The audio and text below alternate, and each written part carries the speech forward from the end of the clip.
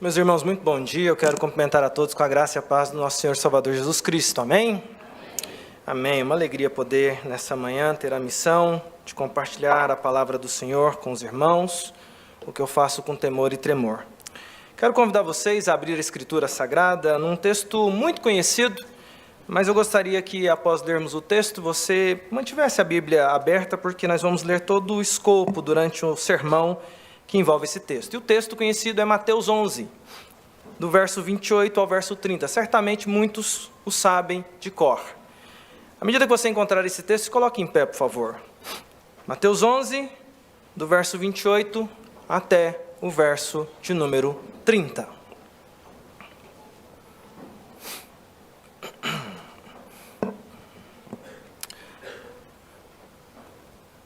Assim nos ensina a bendita palavra do Senhor. Vinde a mim, todos os que estáis cansados e sobrecarregados, e eu vos aliviarei. Tomai sobre vós o meu jugo, e aprendei de mim, porque sou manso e humilde de coração, e achareis descanso para a vossa alma, porque o meu jugo é suave e o meu fardo é leve. Vamos orar? Pai, nós te bendizemos, ó Deus, nessa manhã, nesse culto, ó Deus, da Igreja Presbiteriana Unida de São Paulo, porque, ó Pai, reúnem-se aqui homens e mulheres redimidos e lavados no sangue do Cordeiro de Jesus Cristo. E nós, ó Deus, com intenção sincera do nosso coração, nesse momento, nos aquietamos e pedimos, inclusive, que o Senhor nos aquiete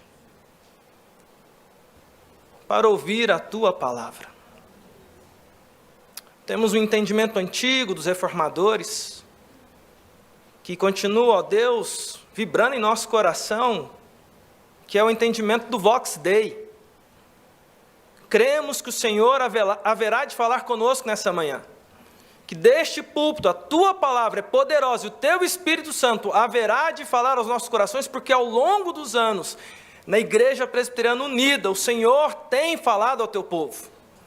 E pela fé, mais uma vez, estamos aqui, ó Deus, na expectativa santa de ouvir a Tua palavra. E pedimos isso e cremos nisso porque reconhecemos as nossas fragilidades, reconhecemos as nossas carências, a nossa necessidade, a nossa limitação. Necessitamos, ó Deus, do discernimento e da sabedoria que vem do alto. Por isso mesmo, meu Pai, guia-nos, ó Deus, pelo caminho.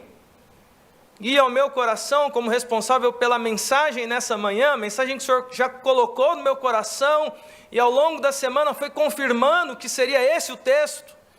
Mas guia os meus irmãos também, no entendimento, na iluminação também, no coração contrito e quebrantado diante do Senhor, para que possamos, ó Deus, receber com alegria as instruções do Senhor para a nossa vida. Abençoa o Teu povo nessa manhã. Abençoa a igreja que se reúne na Tua santa presença nesta hora. É a nossa oração sincera também pedindo perdão, mais uma vez, pelos nossos pecados. E assim oramos em nome de Jesus. Amém. Os irmãos podem se assentar. Eu quero meditar com vocês aqui nessa manhã sobre o tema O Nosso Verdadeiro Shabat, ou o nosso verdadeiro descanso. E eu quero falar com vocês aqui, meus queridos irmãos, sobre essa temática. Se você gosta de anotar temas, o tema da mensagem é esse, o nosso verdadeiro Shabat, o nosso verdadeiro descanso. E eu vou trabalhar aqui 3 aspectos, eu costumo, vez ou outra, falar sobre o que falaremos, e o primeiro aspecto é por que fazemos o que fazemos. Então esse é o primeiro argumento que eu quero trabalhar com vocês. O segundo aspecto que eu quero trabalhar com vocês nessa manhã é que o discipulado é algo contínuo. Se você quiser anotar, então, em primeiro lugar, por que fazemos o que fazemos? Em segundo lugar, o discipulado é algo contínuo.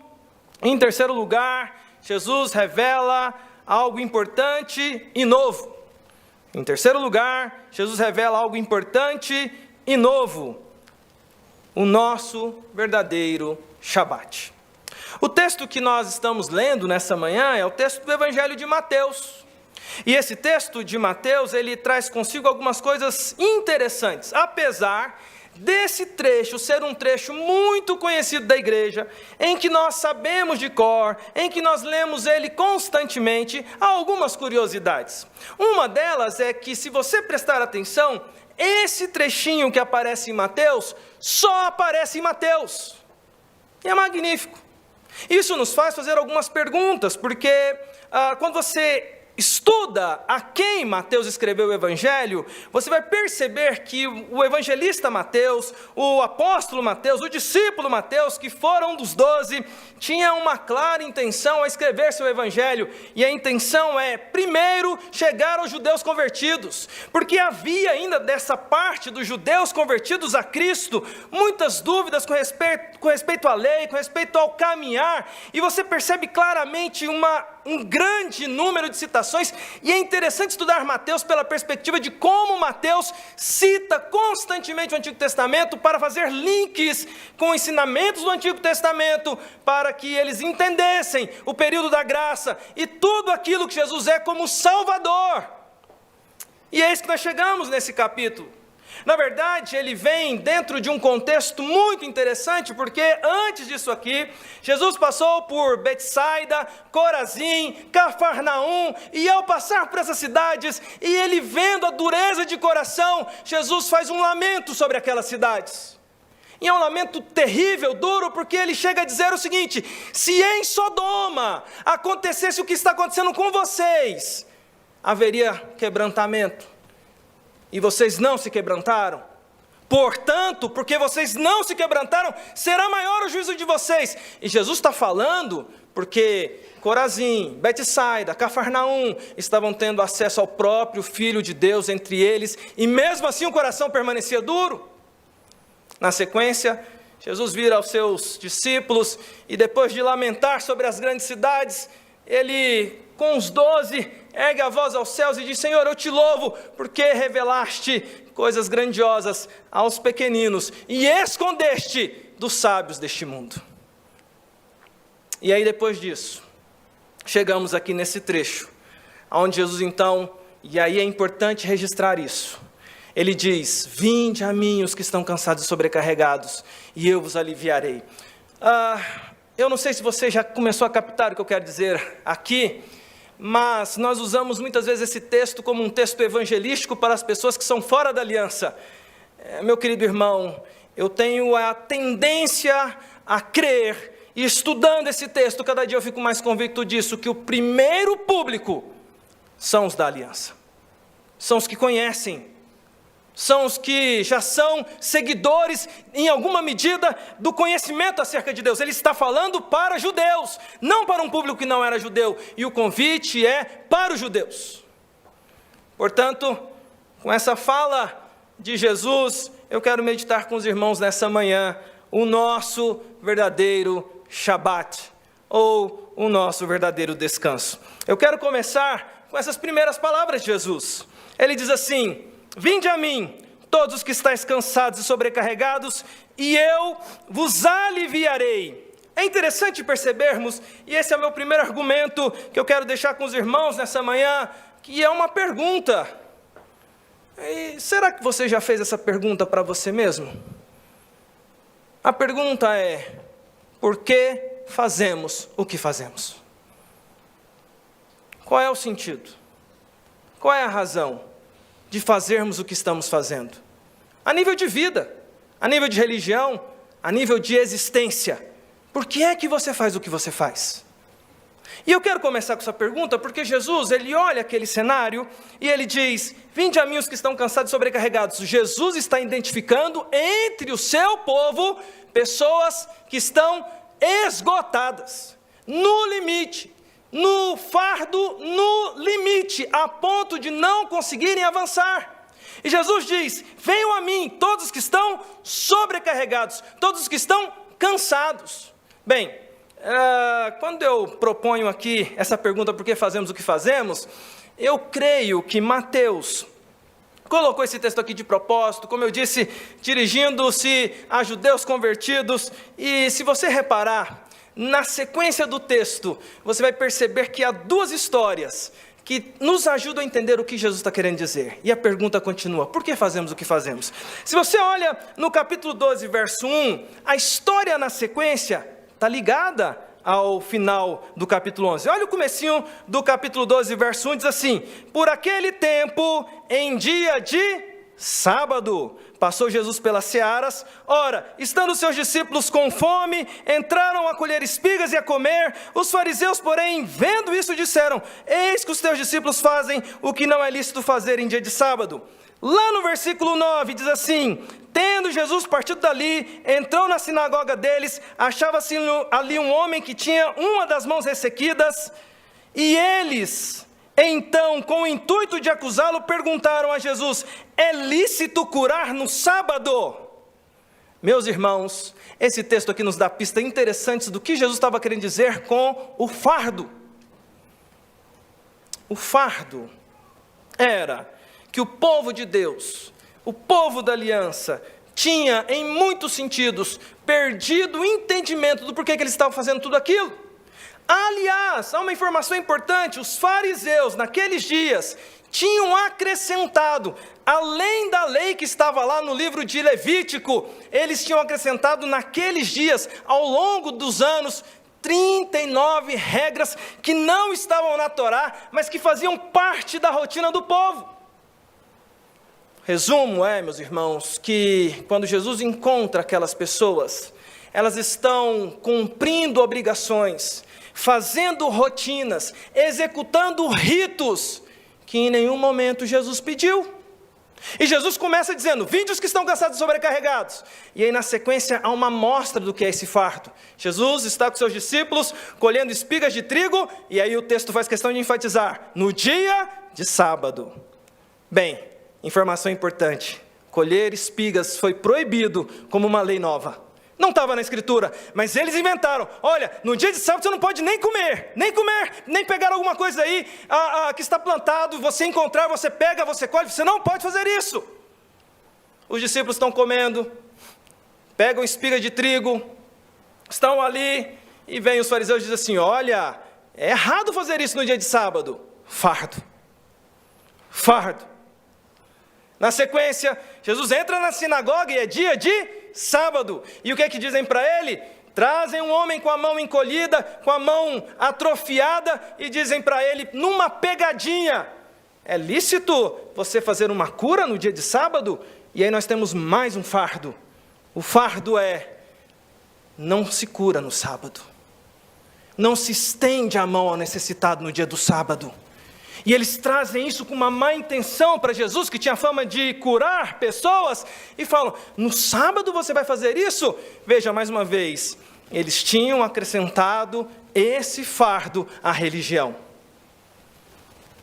E nos dois aspectos, a gente vê que Jesus mostra, nas suas palavras, que aquilo era fardo que eles tinham acrescentado ao longo da caminhada. Meu irmão, volto a pergunta para você: o que você está fazendo? Você está fazendo por amor? Ou o que você está fazendo porque é um fardo? Aliás, nós temos uma tendência, quando olhamos para aquele público ali, Jesus olha para aquele povo todo cansado, e há uma tendência, e eu creio que nós temos aí uma possibilidade de entender que chega um ponto em que nós começamos a idolatrar o nosso fardo. Porque nós não conseguimos abrir mão dele. Em algum momento ele passou a fazer parte da nossa vida, como estava aqui na rotina daquele povo, e simplesmente não se questionavam do porquê que as coisas eram feitas. Mas o fardo estava lá, estava difícil, sobrecarregando as pessoas, e eles viviam carregando aquilo. A pergunta permanece: por que é que fazemos o que fazemos? E aí, meus queridos, começando a responder, eu começo a colocar os seguintes argumentos aqui para vocês. E o primeiro, um dentro desse porque fazemos o que fazemos, é quando nós perdemos de vista a razão pela qual fazemos o que fazemos, a tendência é que tudo vire um fardo. Quando perdemos de vista qual é a razão, qual é a motivação, qual é o sentido, a tendência é que tudo que nós fazemos do ponto de vista de existência comece a virar um grande fardo. Você já se encontrou com pessoas esgotadas? Você já se encontrou com pessoas cansadas? Deixa eu dizer uma coisa para você. Como pastor, conselheiro, mestre em aconselhamento, o que eu mais tenho visto são pessoas muito cansadas. Chega nessa época do ano, outubro, e o que eu me vejo, o que eu deparo, ou eu me vejo e vejo nas pessoas, são pessoas nos seus limites, esgotadas. Porque além de alguns fardos, e aqui, ao meu ver, a confrontação é um fardo que a religião estava colocando, além de fardos que a gente vai colocando sem entender por que está lá, e que vai virando dogma com o passar dos anos, a gente vai colocando outros fardos. Fardos emocionais, complexos que vão brotando em nosso coração e aquilo vai pesando na nossa vida. Fardos que são fardos terríveis, como fardos que nós colocamos de trabalho. Muitas vezes a vida no trabalho tem sido um grande fardo. Fardos psicológicos, gente adoecida porque foi trazida a ela fardos e fardos que foram acumulando e essa pessoa está esgotada psicologicamente. Fardos familiares, gente que ao longo da caminhada foi acumulando fardos, foi fazendo coisas e chega num momento em que está tudo difícil. Fardos sociais que estão aí na sociedade, porque a gente olha para a sociedade, uma sociedade brasileira que não é fácil, e a gente de repente começa a acumular fardo que ninguém pediu para a gente carregar, e a gente está carregando. Eu vou dar um exemplo bem objetivo disso. Eu achar que eu tenho a obrigação de defender político na internet. Quem pediu isso para você? Um fardo você está carregando e que ninguém pediu. Um pequeno exemplo, de N exemplos que a gente tem. Chegamos num ponto, irmãos, em que estamos com o coração lotado de pesos, esgotados. Sabe? Eu me lembro de uma história do reverendo Hernandes Dias Lopes, sobre essa história de fardo. E talvez seja uma história que se pareça com você e comigo em alguma medida, porque vez ou outra o nosso coração começa a carregar fardos, e a gente para de entender por que a gente está fazendo o que a gente está fazendo. Mas o reverendo Hernandes conta que certa feita ele foi chamado com uma urgência gigantesca, porque uma senhora idosa no leito de morte queria falar só com o reverendo Hernandes e só aceitava com ele, e a notícia era: ela está nos seus últimos momentos, reverendo Hernandes, precisa que você vá lá urgentemente. É ele que conta essa história. E ele chega nessa senhorinha no leito de morte, ela ali com dificuldade de respirar. Ele chega e fala: minha irmã, qual é a urgência? O que você precisa falar comigo? E ela vira para ele e diz, essa história é muito conhecida, ele conta bastante essa história, ela vira e diz: pastor, há 60 anos atrás, alguém fez algo contra mim, e eu nunca consegui perdoar. O reverendo Hernandes olha para aquela senhorinha, no leito de morte, fraca, sua vida se expirando, e o que está no coração dela é um fardo. Pergunto para você: que fardos você tem carregado além da medida? A mensagem nos mostra que Jesus olha para o nosso coração e diz: vinde a mim, os que estão cansados e sobrecarregados, e eu vos aliviarei. Isso me leva a um segundo argumento. O meu segundo argumento é: o discipulado é contínuo. Se em primeiro lugar o nosso Shabat começa com a gente parando para pensar por que é que a gente faz o que a gente faz, o meu segundo argumento com você é: o discipulado é contínuo. Eu poderia fazer agora igual o reverendo Roster, né? Repitam comigo. Não precisa repetir não. O discipulado é contínuo. Grava isso no seu coração, porque olha o que diz na sequência do texto: vinde a mim os que estão cansados e sobrecarregados, e eu vos aliviarei. A segunda parte: tomai sobre vós o meu jugo, e aprendei de mim, porque sou manso e humilde de coração. Tomai sobre vós o meu jugo, e aprendei de mim, porque sou manso e humilde de coração. O meu segundo argumento com você, o nosso verdadeiro Shabat, o nosso verdadeiro descanso é: o discipulado é contínuo. Mas vamos continuar lendo o texto aqui. Se você vai para o capítulo 12, você vai perceber ali que logo depois que eles que criticam os discípulos de Jesus e apresentam o homem da mão ressequida para Jesus, acontece o argumento de Jesus. Deixa eu mostrar isso aqui rapidamente para vocês. No versículo 3 do capítulo 12 diz assim: mas Jesus lhes disse: não lestes o que fez Davi quando ele e seus companheiros tiveram fome? Como entrou na casa de Deus e comeram os pães da proposição, os quais não lhes era lícito comer, nem a ele, nem aos que com ele estavam, mas exclusivamente aos sacerdotes? Ou não lestes na lei que aos sábados os sacerdotes no templo violam o sábado e ficam sem culpa? Pois eu vos digo, aqui está quem é maior que o templo. Ai, como eu amo esse texto. Na sequência, no capítulo 12 ainda, quando levam o homem de mão ressequida, Jesus vai falar. Versículo 11, ao que lhes respondeu: qual dentre vós será o homem que, tendo uma ovelha, e num sábado, esta cair numa cova, não fará todo esforço, tirando-a dali? Ora, quanto mais vale um homem que uma ovelha? Logo, é lícito nos sábados fazer o bem. Meu segundo argumento com você, meu querido irmão, o discipulado é contínuo. Em outras palavras, eu quero dizer para você, que você grave no seu coração, que nós não podemos esquecer na nossa caminhada, que a nossa vida de discípulos é uma vida contínua. Mas mais do que isso, eu quero afirmar aqui para você nessa manhã uma frase, e a frase é: Jesus é a chave hermenêutica para que eu entenda a existência. Jesus é a chave hermenêutica para que eu consiga entender a existência. Ou se você pudesse acrescentar, os mistérios da existência. Meu querido irmão, o que acontece na história? Povo judeu, povo carregando fardos, povo no limite. Jesus conhece aquilo que é social, mas Jesus vai além e vê os corações esgotados, corações cansados, corações com fardos, corações no limite. E ele vai com os discípulos, e no caminho os discípulos começam a colher espigas de trigo e comer, e eis que aquilo era um fardo que havia sido acrescentado ao longo dos séculos, e eles falam: não pode comer, seus discípulos estão comendo no dia de sábado. E Jesus responde: peraí, vocês não estão lendo a Escritura, não? Como é que vocês interpretam Davi e a atitude dele lá, quando ele pegou o pão para comer num dia proibido, e era sábado, e ele não podia comer porque era só o sacerdote, mas mesmo assim, ele foi perdoado? Como é que vocês interpretam isso? Na sequência, e é importante dizer isso para você, porque essa história aqui, ela aparece em Mateus, Marcos e Lucas, mas esse trechinho aqui do Vinde a mim, é só Mateus que coloca.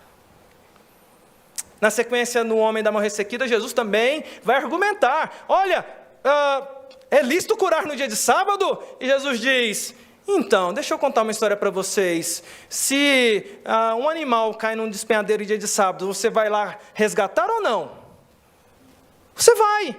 Portanto, é lícito fazer o bem no dia de sábado. Você entendeu o que está acontecendo aqui? Está acontecendo o que Jesus falou lá no versículo 29 do capítulo 11. Jesus está mostrando literalmente como é tomar o jugo dele. Jesus está mostrando literalmente como é tomar ali o que Jesus quer nos dar. E o que ele quer nos dar, meu querido? Qual é o fardo de Jesus? Qual é o jugo que Jesus quer colocar sobre nós? É que a gente entenda a existência pelos olhos dele. Toda vez que eu tento interpretar a existência, os mistérios da existência, o caminhar da existência, e os desafios da existência, e os desafios da minha rotina, pelo meu olhar, o meu olhar, meu querido irmão, ele está corrompido pelo pecado, o meu olhar está corrompido pelas incertezas, o meu olhar está corrompido, irmãos, pela minha limitação.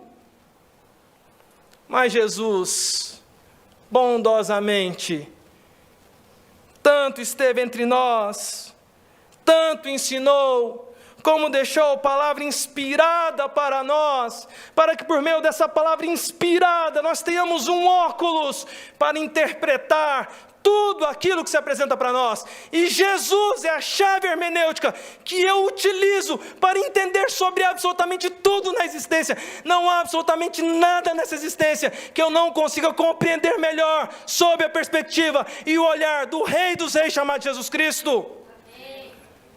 Por que é que a gente insiste em olhar do nosso próprio jeito? Por que é que a gente faz cultos e aqui pegamos um tempinho de instrução, mas seguimos para a semana e tomamos decisões como se Jesus não fizesse parte daquilo? Ah, meus irmãos,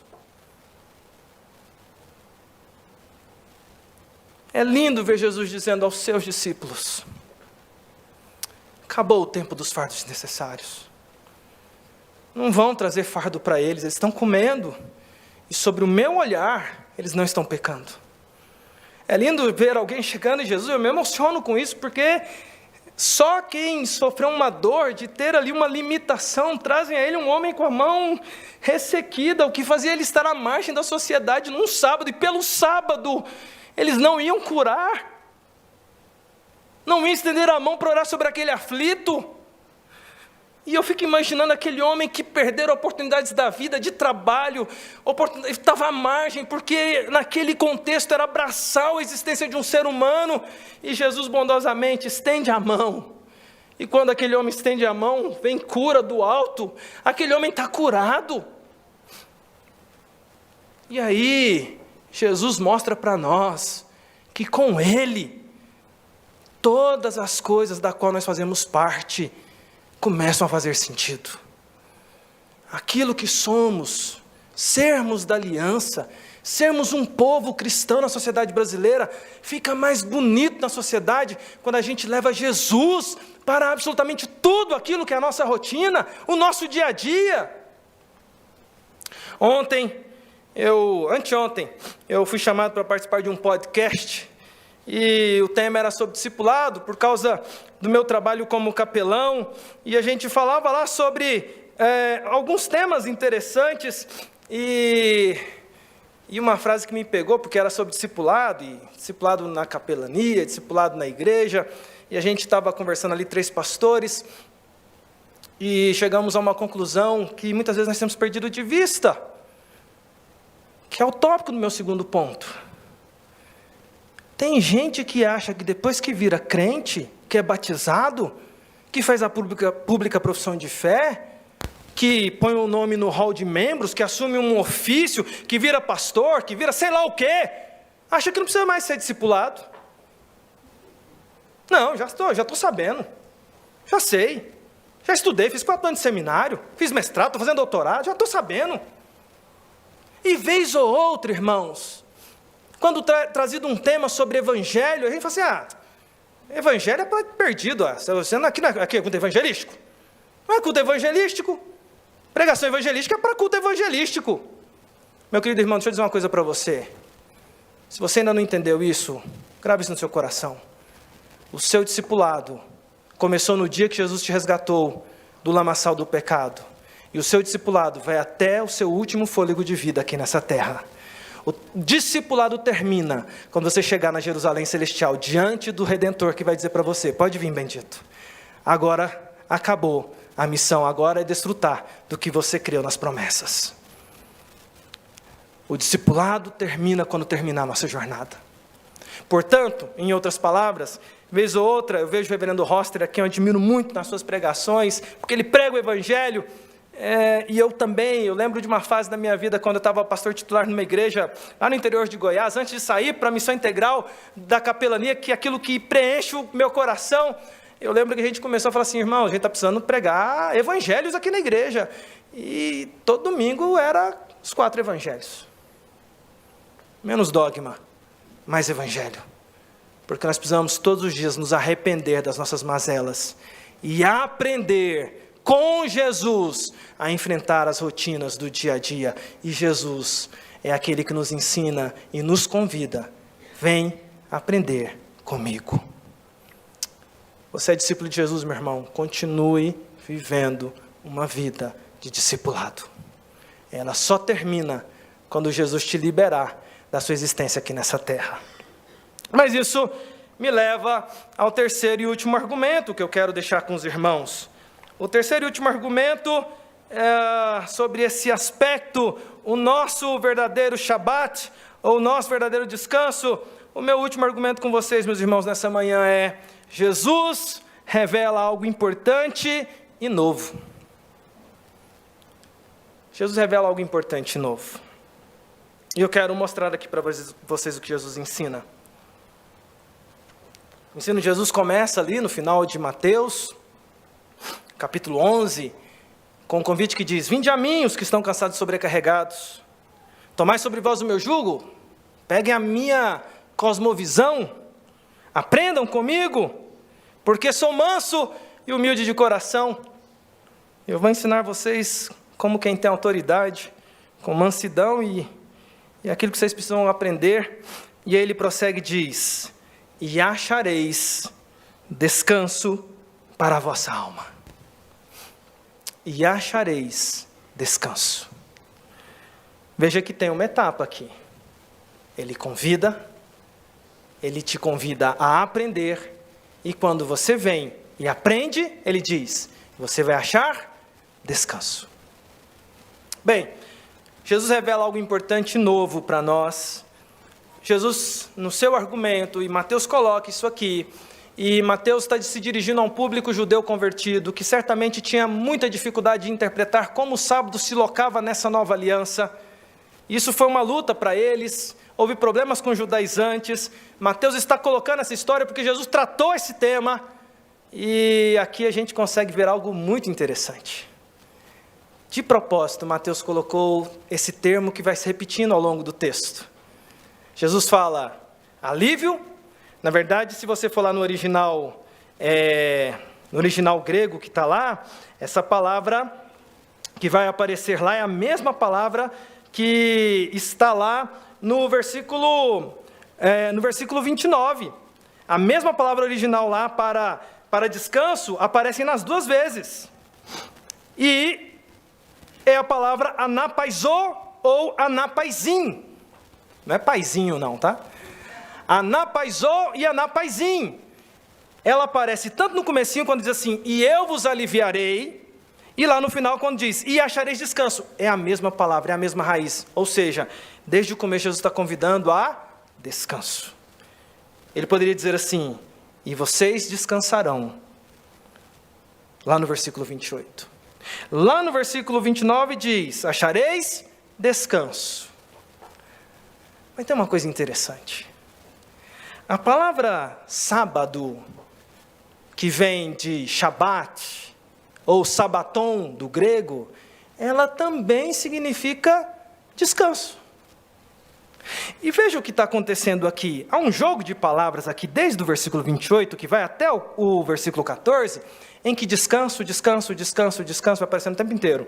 Então assim, olha, lá diz: vinde a mim que estão cansados e sobrecarregados, e achareis descanso. Tomai sobre vós o meu jugo, aprendei de mim, sou humilde de coração, e achareis descanso. Por aquele sábado, era dia de descanso, passou Jesus pelas searas. E aí alguém vira para ele e diz assim: não é lícito fazer isso em dia de descanso. E aí prossegue. No versículo 5, ou não lestes na lei que nos dias de descanso, os sacerdotes tal, e lá no versículo 9, tendo partido dali, Jesus entrou numa sinagoga deles, achava-se ali um homem que tinha uma das mãos ressequidas, e eles, com o intuito de assustá-lo, perguntaram: é lícito curar no dia de descanso? Sábado e descanso têm aqui um mesmo sentido, meus irmãos. E a gente precisa entender isso aqui em último lugar, porque Jesus reserva e revela algo novo e importante. Porque ele diz assim: eu quero convidar vocês para encontrar o verdadeiro descanso. A impressão que eu tenho, irmãos, é que Jesus, quando inicia o seu discurso e vê aqueles homens cansados, ele está diagnosticando que as pessoas tinham perdido de vista ou não tinham entendido como poderiam descansar de verdade. Você já percebeu que esse é um drama que a gente tem? Porque a gente tem um cansaço e a gente é desesperado pelo descanso.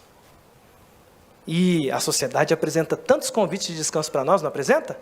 Vai no spa.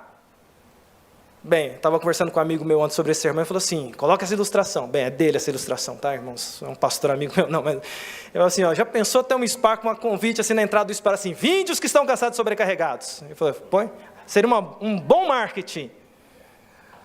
As pessoas estão loucas atrás de descanso. Chega uma época do ano que as pessoas estão desesperadas por férias, viagens.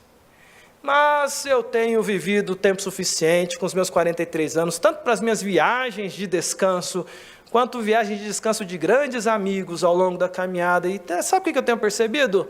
As pessoas vão viajar e voltam mais cansadas. Fora que tem gente que estressa no descanso. E bate um desespero, eu quero é voltar para minha casa. E quantas vezes a gente vê pessoas que têm acesso aos melhores descansos possíveis.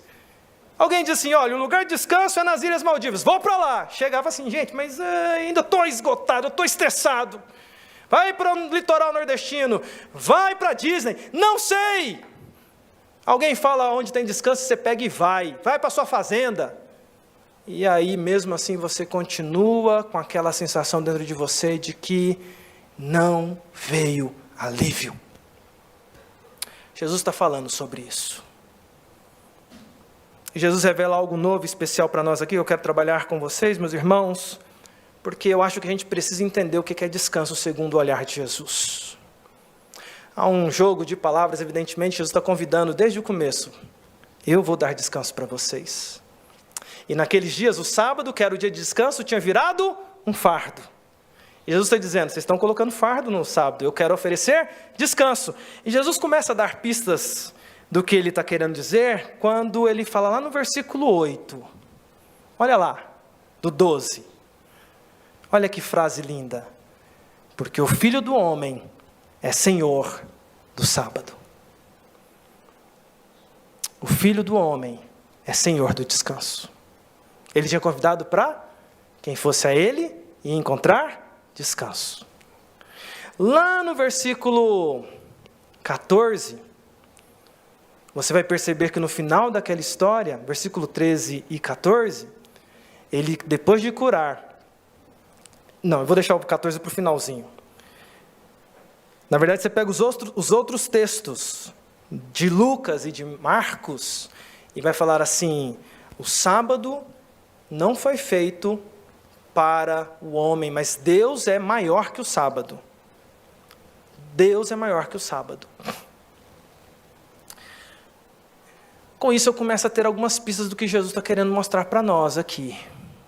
E o que eu quero apresentar para vocês. A minha proposta aqui em terceiro lugar é, Jesus revela algo importante e novo.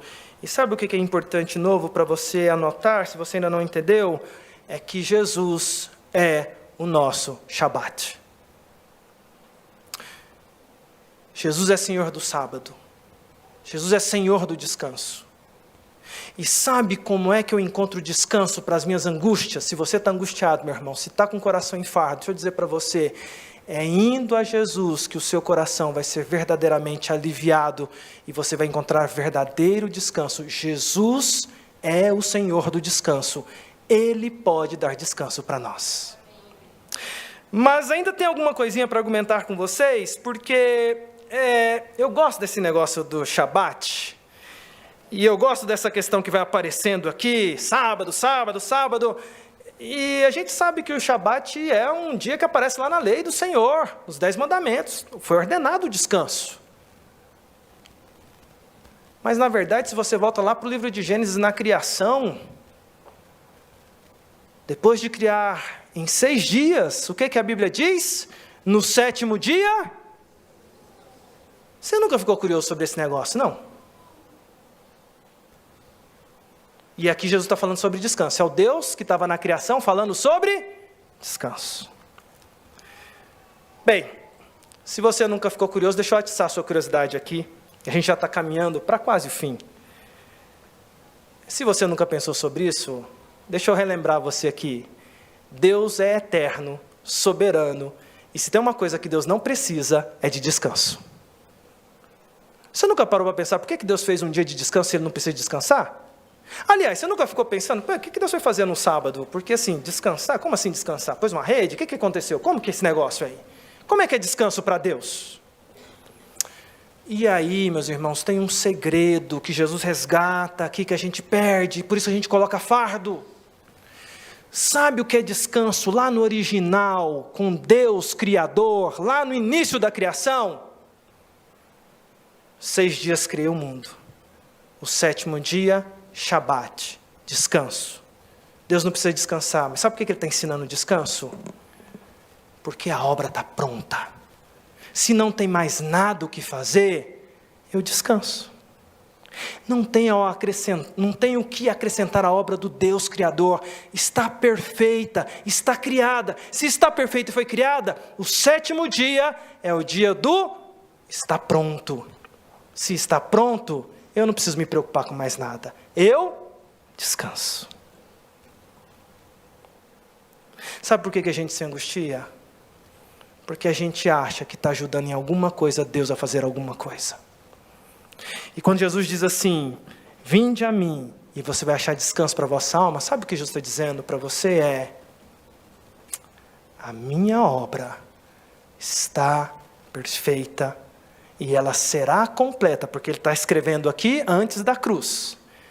Mas a obra de Jesus, e nós estamos depois da cruz, ela foi completa lá na cruz do Calvário. A nossa dívida foi completamente paga. O escrito de dívida foi rasgado completamente. Ao 3º dia Ele ressuscitou. A obra dele está pronta. Sabe o que sobra para você? Descanso. Porque Jesus já fez o principal por você, meu irmão. Para de se machucar, querendo fazer coisas que Deus não pediu para você fazer. Exerça o que Deus fez para você, ou que Ele chama você para fazer, no descanso da obra perfeita e completa de Jesus Cristo.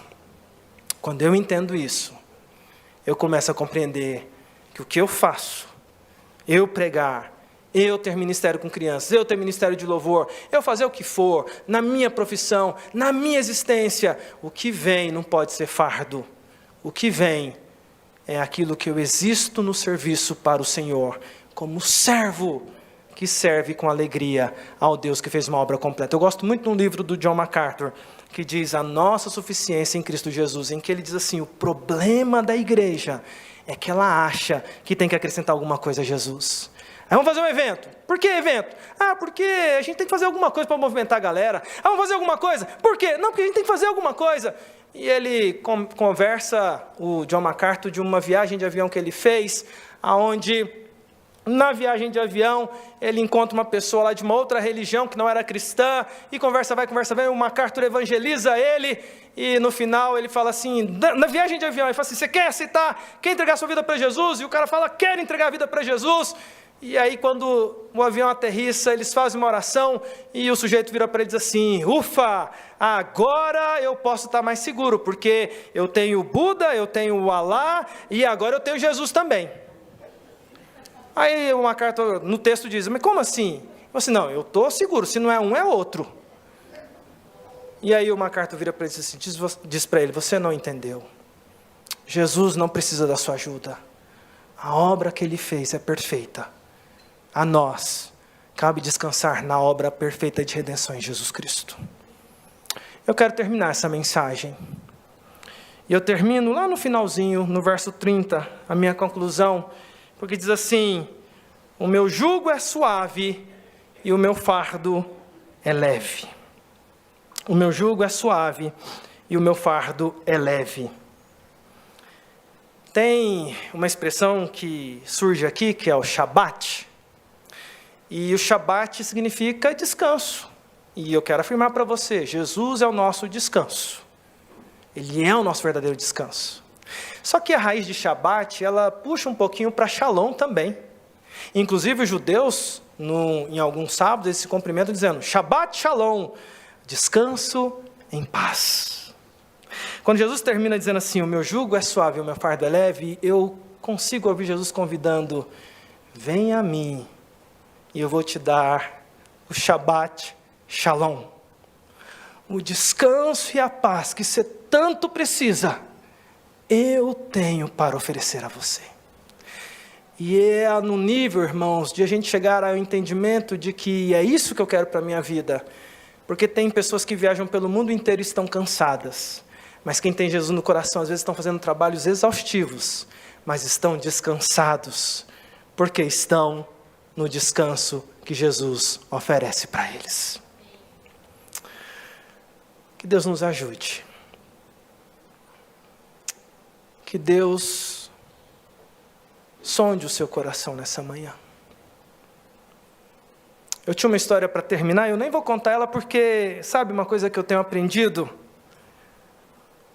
Não precisa de história. O Evangelho é suficiente para aliviar as nossas dores. Eu quero terminar essa mensagem te convidando para orar. Talvez esse ano tenha sido um ano muito difícil para você. Na família, no trabalho, na saúde, nos relacionamentos. Talvez esse ano foi um ano de fardos com os cargos que você ocupou. Talvez isso te moeu, te estraçalhou. Talvez a sua sensação assim nesse momento tá pesado. Eu quero convidar você nessa manhã a se lembrar da obra perfeita de Jesus. E o Evangelho tem que ser pregado para nós todo dia. Eu quero te pregar o Evangelho mais uma vez, dizendo para você, vem para Jesus.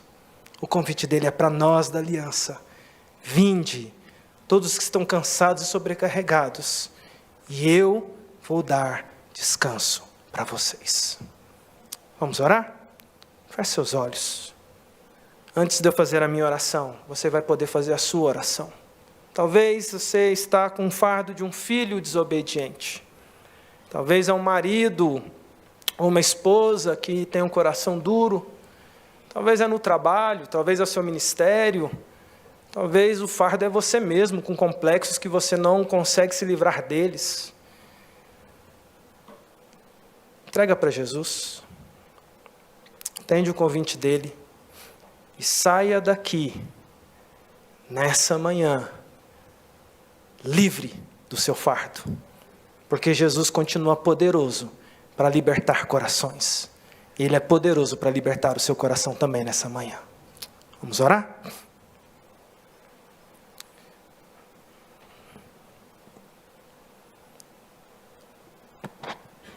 Oh, meu Pai.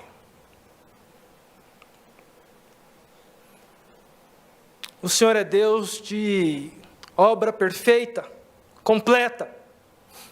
Na criação, criou de maneira perfeita e descansou porque estava pronto. E na redenção, quando Jesus vai à cruz e morre a nossa morte. Aliás, esse texto aqui, no final, no versículo 14, me marca, porque mostra justamente Jesus trocando de fardo com a gente. Porque ali começa uma conspiração para matar Jesus, e a morte não era de Jesus, a morte é algo meu, é algo de alguém pecador, mas começa a morte ir em direção a Jesus, porque Jesus está trocando o fardo, ele está pegando o nosso, ele está dando o fardo da redenção para nós, que é leve, porque é uma obra que já está pronta, só cabe a nós descansar. Mas Senhor, temos andado tão afadigados, temos machucado uns aos outros, temos, ó Deus, estado esgotados por causa de trabalho, de família, de compromissos, de uma cidade linda, maravilhosa, mas que vive e respira trabalho 24 horas, e nós muitas vezes nos esgotamos nisso. Tua palavra nos convida ao descanso, mas é o descanso pelo ângulo certo. É em Jesus. E eu quero, meu Pai, entregar diante do Senhor todos os meus fardos. Se tem gente aqui comigo, Senhor, também cansado, nós estamos entregando os nossos fardos. E pedimos ao Senhor, dá descanso para a gente. Em Jesus, alegria da salvação, alegria de sermos da aliança, alegria de fazermos o que fazemos com propósito, porque fazemos tudo o que fazemos para que em nós o nome de Jesus seja glorificado. Abençoa a tua igreja. É a nossa oração. Em nome de Jesus. Amém.